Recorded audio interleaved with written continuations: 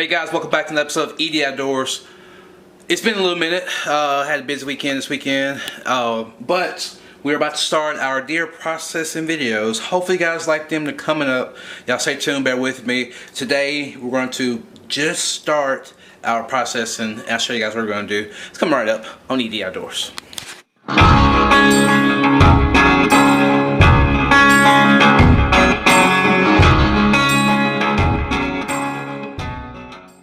Alright guys, first of all, bear with me. We are inside because it's pouring down rain outside, so the light's not very great. It's kind of yellow fluorescent. I'll try to fix it in the fixing process. But anyway, so I'll tell you guys real quick. So I skinned the deer, quartered it up, and I put it on ice. Whenever I kill deer, I like to let them age. And the aging process is simply you let that deer or you let that hog or whatever meat you have, you let it just sit on ice or sit in a cooler. You can do dry aging, which you put inside of a walk-in cooler. It's not frozen, it's just kept really cold, and it allows time for the muscles and the fibers to start to break down and the decomposition process starts. Wet aging is the same thing, except you keep it on ice, and that's what I did. I quartered it up, put it in the ice cooler, kept it on ice. The ice lasted about a day and a half. I was just packing on new ice, and I kept the drain plug open so the water would drain out as it melted.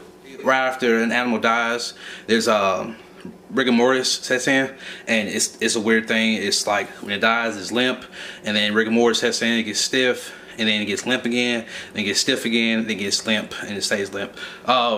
It's weird, but basically it's basically those those enzymes start to break down, and I let that happen for at least 3 to 4 days, and then once that's done, I start to quarter my meat up, or I start to carve it. So that's what I've been doing, and I went ahead and I deboned everything, the front shoulders, back shoulders. I cut the silver skin, the tendon, and all off of back straps, and I have all my meat parted out and boned out. So I have it here, and I had it in the freezer, and you want to freeze your meat, get it solid frozen, and then let it sit out overnight or throughout the day, and let it get to the point where it's not frozen still, but not completely thawed out, to where it is firm. And that's the best way to do whenever you're running through a grinder. I have my grinder set up, and we're going to start. And I have some of my big chunks with big muscles. We're going to use those for jerky, and then some of my other stuff, like scrap stuff, we're going to use it for hamburger, and then the hamburger will later turn into sausage. So this is my little setup. I got my grinder. This is my jerky maker, but my grinder here. I have a container to catch the ground meat. Here's my frozen meat. This is a 10-gallon bag, 10-gallon Ziploc bag. Meat in there, some of my meat in here. I have a cutting board so I can clean this meat up, cut out the tendon and silver skin off, and I have my knives. Okay, so that's how we're gonna be working today. It's about set up. Like I said, we're inside.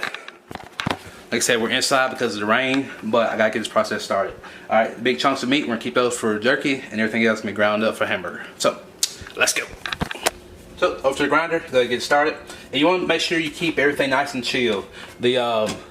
All this is metal, and I had it all in the refrigerator to where it's cold, because it is gonna heat up. You want your meat to stay nice and cold, nice and chill. When you're doing this process, you don't want to get too warm, and then it starts doing bad stuff.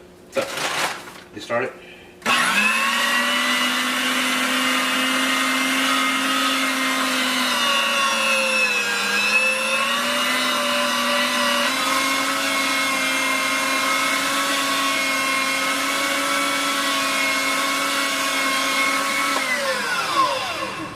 Alright guys, the last bit of that meat just went through the grinder, and got a good bit of just ground meat. I don't know how much it is yet. I'm going to weigh it here in a second.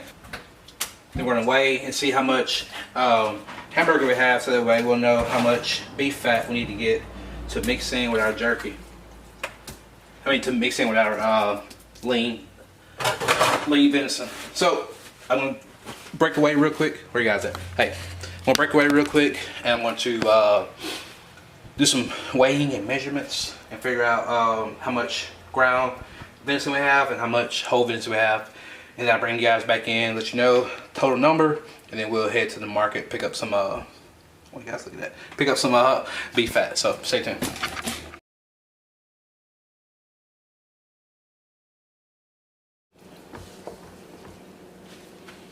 So right around 15 pounds of ground meat. So we're gonna need 1.5 pounds of beef fat, and that'll give us a total of 16.5 pounds of hamburger.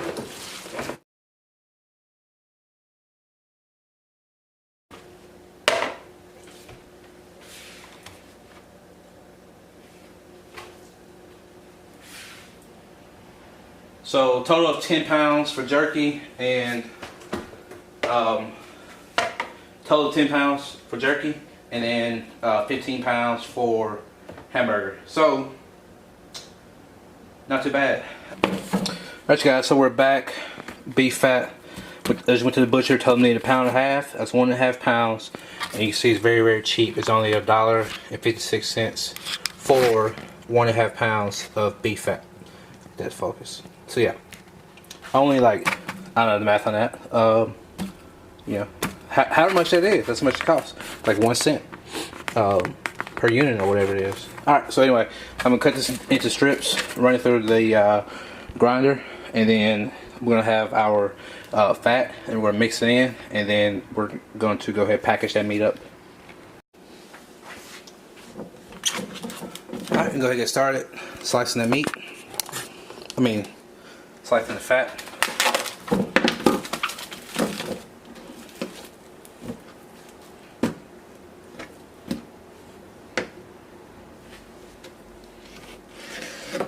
Cut it to strips, just like that, so I can feed it through my grinder.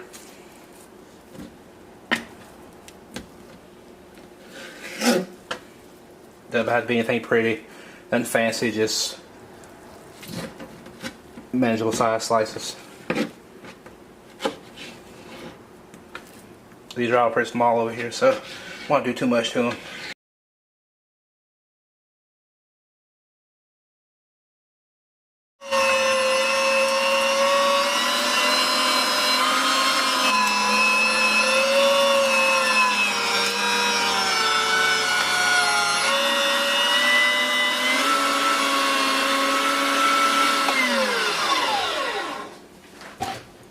Alright, that thing ran through.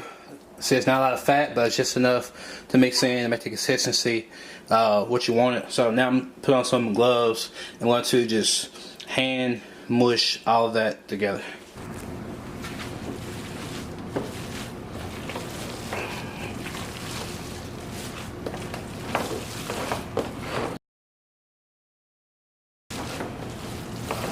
That consistency that I'm doing, like I said, is 1 pound for every 1 pound of fat for every 10 pounds of meat. So 15 pounds of meat, 1.5 pounds of fat. And it's gonna be just enough to where it's nice and lean, but it is giving that meat some flavor, some fat content, to where it sticks whenever I need it to stick together, and it doesn't shrivel up as bad. Because if you just do lean, like 100% pure lean, you know, it's going to dry out. It's going to give it some moisture and some life, so it's not dry. Just mixing it by hand. Then we're going to lower it up into the grinder. Once it's in the grinder, we're going to go straight from the grinder into the bags to be packaged up.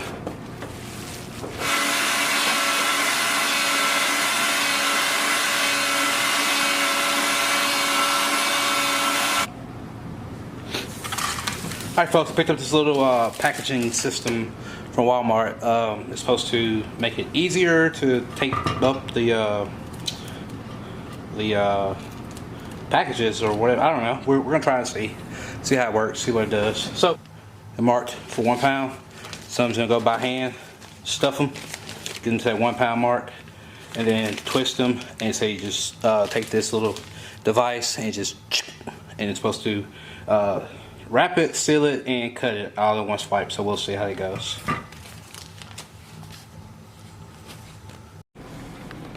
Alright you guys, as you can see here, I finally got all the meat packaged up, and I got them in these freezer bags in 2-pound sections, and I have 2, 4, 6, 8, 10, 12, 14, 16, 18 pounds of hamburger. And if I want to make these into sausage, all I do is add half and half pork with this, and I can turn these into sausage. This thing here, this Gamekeeper Wild Game packaging system, 100% do not recommend. Do not buy it. Do not buy it. It is a waste of 20 bucks because it literally does nothing. Like, you set it up, you set tape up on this little wheel, and you press down, and it's supposed to, like, the tape's supposed to spin around onto the packaging, it's supposed to go down, it's supposed to cut the tape loose and give you a nice, perfect sealed pack. No, it doesn't do anything. All it does is it's gonna ruin your meat if you trust it. So I did that. It didn't work out. I had to go through and hand twist every one of these, and I started putting them in a Ziploc bag and freezer bags because I want to make sure that they stay sealed and that my meat doesn't ruin. So that's it. That is the hamburger portion. We got that done, and then I'm gonna start cleaning up process now. And then next we're gonna do some jerky in the next video, and then after that we'll do some sausage, breakfast sausage or smoked sausage. I don't know. We'll see. But that's it for now, you guys. I'll see y'all next time. Y'all stay tuned. We got this little cooking, a little processing series got going on. We'll do a little 3 or 4 part series on that. So I'll see you guys next time. From Eat Outdoors. Eat out.